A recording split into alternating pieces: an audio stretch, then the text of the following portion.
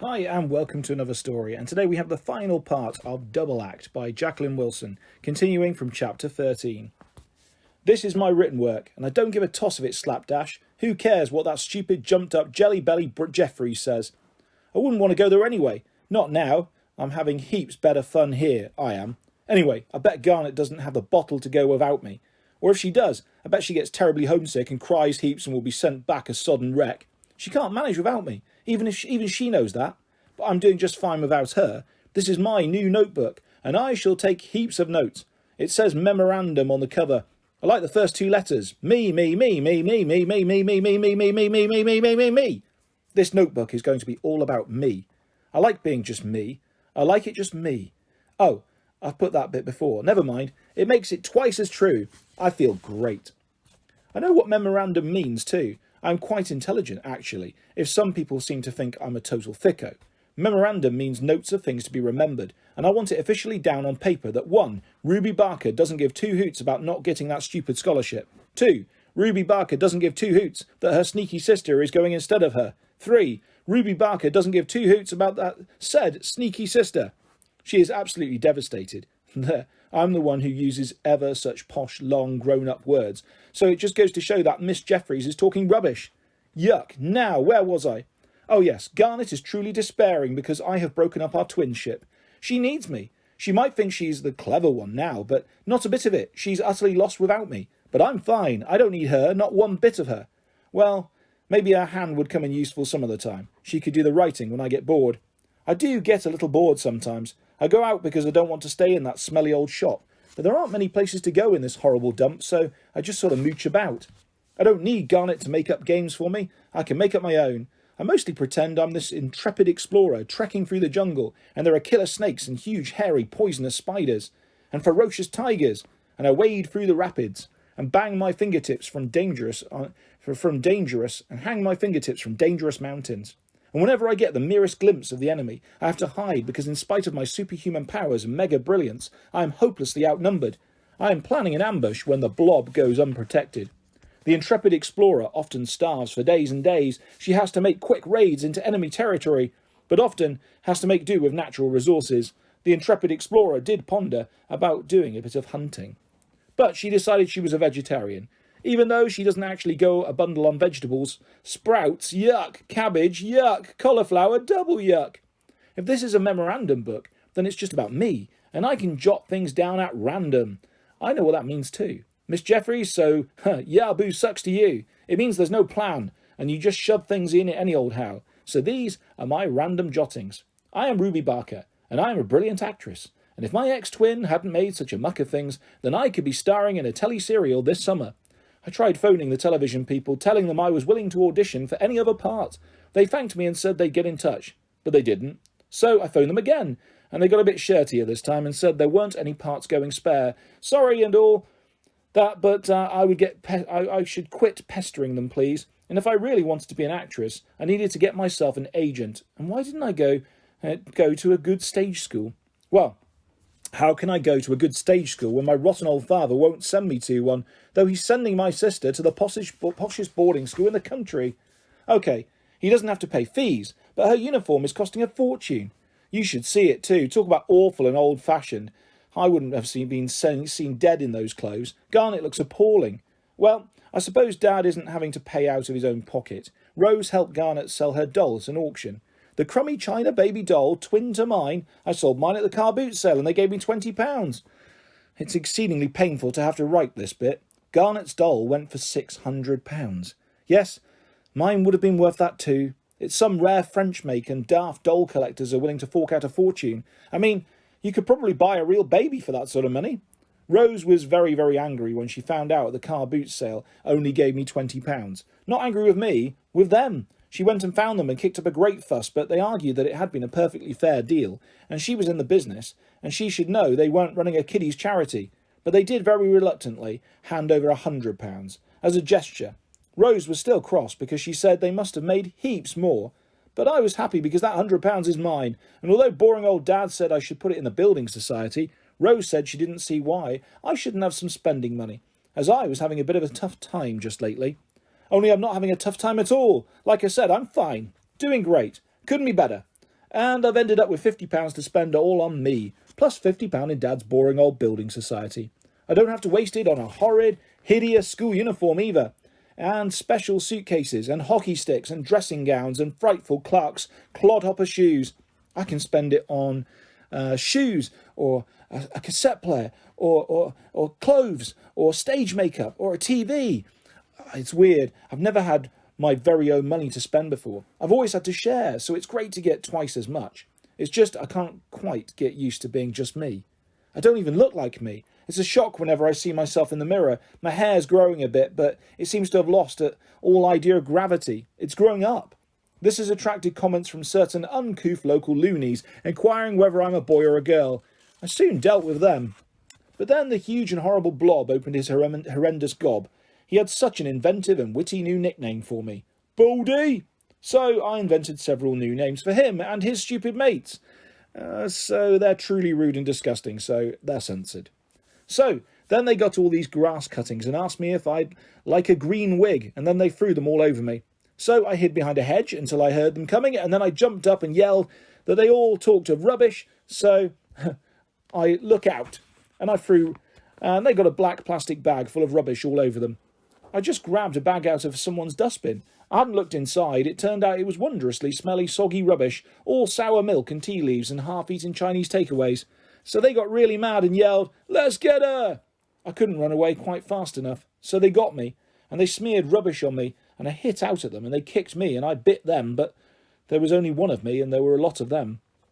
And then, while Blob and I were bashing away at each other, this horrible boy with ferret teeth got his arm around my neck and started choking me, and I tried to reach around and hit him where it really hurts, but he was hurting.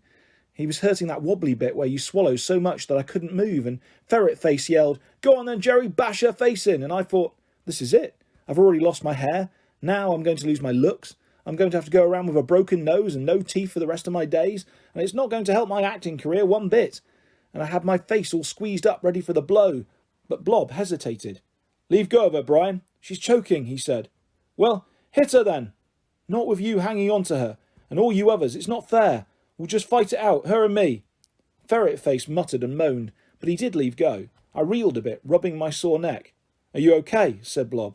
"Course I am," I croaked. "Right, let's fight," said Blob. So he gave me a punch on the shoulder, quite a soft punch, and I gave him a shove in his stomach, but not too hard. And then he wrestled me to the ground, but carefully, and I kicked at him, though I actually barely touched him. We seemed to have just lost interest in a really ferocious fight. We were just sort of going through the motions. Ferret Face and the other mates got a bit bored of the whole situation too, and they were fed up being covered in all the stinky gut from the rubbish bag, so they sloped off home. Blob and I were left. "Should we just say that I've won the fight and call it quits?" said Blob. "You haven't won the rotten fight," I said indignantly. I gave him another punch, though it was a very feeble one. All right. Well, how about if we call it a draw?" said Blob. I thought a bit, and then I nodded. "OK. Though I could have won, you know," I insisted.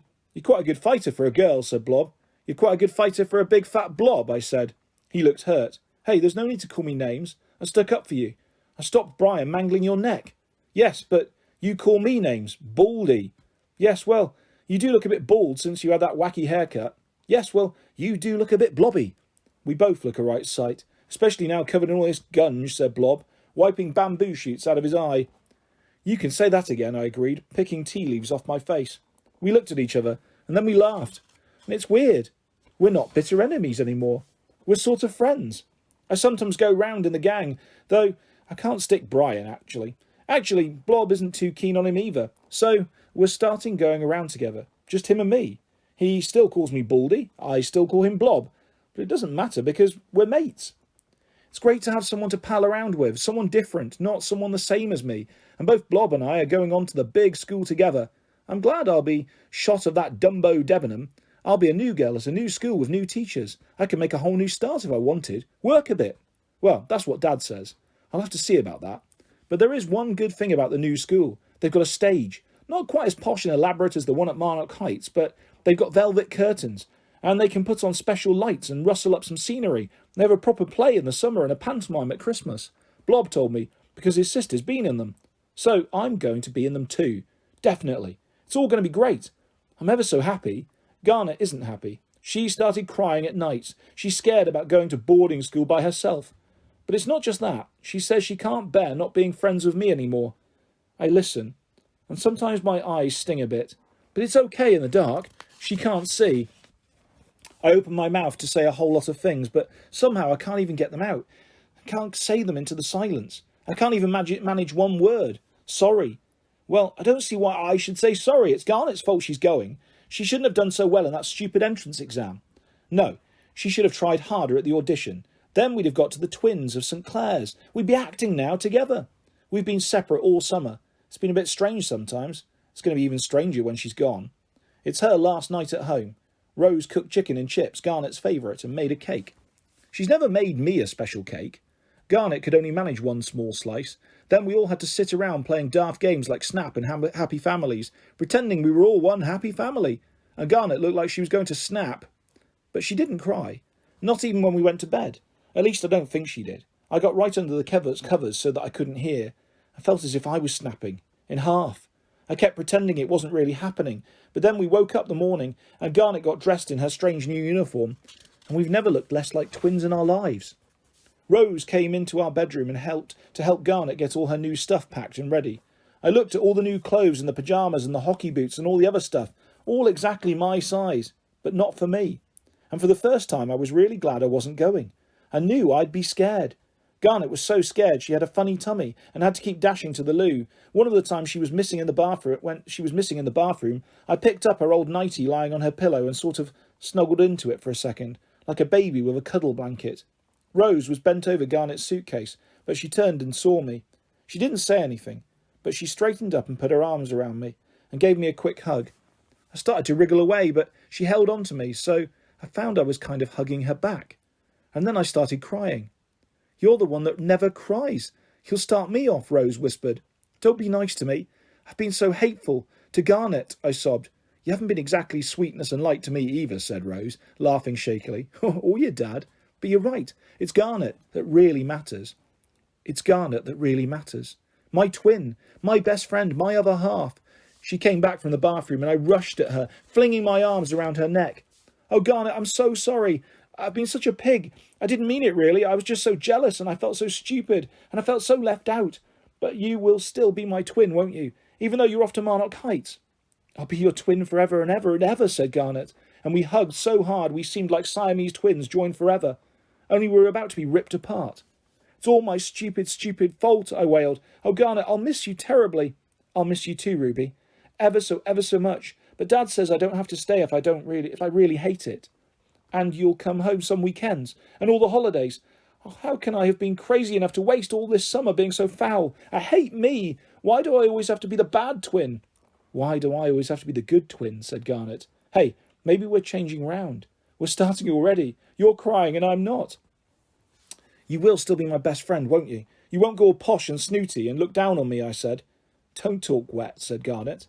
And you will write to me, every single day, and you write to me too. I promise. You don't always keep your promises. But this is a promise I'll keep, I swear. I also promise that I'll never ever be mean to you again, Garnet.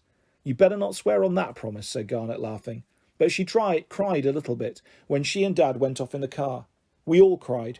Garnet's taken the accounts book with her. She's going to write in it every day and then show it to me when she comes home. I've nearly finished the memorandum book already. I'll have to get another, bigger, so I can write more. I'll look and see if there's a paper chase in Hindford on Saturday. Rose is going to drive me there. She's found out about this Saturday drama club, so I'm joining it. I was dead chuffed when she told me about it. Thanks, Rose, I said. Well, it was more of a mumble, but she heard. It's okay, Ruby. I'm dying to go to Hindford to see some decent shops. I'll have a lovely time in the shopping centre while you do your drama session, and then we'll meet up and have lunch. Yes? You bet, I said. She's not quite so bad as I thought, Rose. It's time I started some serious drama training for my big moment when the telly people get in touch and ask me to audition, because they still might. If this Twitty Twins at St. Clair's serial is a success, they might want to do another Enid Blyton book, one of the famous 5 stories maybe. The leading part is the fierce tomboy girl Georgina. I could play her easy peasy. I've even got the right haircut now. When Dad gives me a big cuddle, he ruffles all the bristles and calls me his little scrubbing brush. Dad's needed quite a lot of cuddles, because he's missing Garnet so much. We're all missing her. I'm missing her most, but she's all right. She sort of likes it. I'll stick her first postcard on this page. Dearest Ruby, I'm here at Marnock Heights. I feel just like one of the girls in those old school books. I cried a bit after Dad left, but this lovely big girl put her arm around me. She's called Jamila, and she's my sleep dog. Sheepdog? That doesn't mean she barks at me. She just shows me where everything is. The classrooms and my bedroom and the dining room. We had chicken and chips for supper, and Jamila gives me half a Kit Kat. I'm in the bedroom now, and there are 3 other girls, and we're all setting our alarms for midnight so we can have our first feast. The girl in the bed next to me is called Lucy, and she wears little glasses, and she's got a toy rabbit to take to bed, and a real rabbit in the zoo, she says, and she says I can share it if I want. She wants to be my best friend. I said yes, but you're my bestest best friend, Ruby. With lots and lots of love from Garnet. P.S. I do miss you so. Oh, Garnet, I miss you too. Ever so much. But we're still Ruby and Garnet. Even though you're there and I'm here, we're going to be Ruby and Garnet forever. And that is the end of Double Act by Jacqueline Wilson. Thanks for listening, guys. I hope you really enjoyed that story. I will be back soon with lots more stories and videos coming your way very soon. If you'd like to subscribe or hit a like, that's always appreciated. Thanks for listening, guys. Take care. Bye-bye.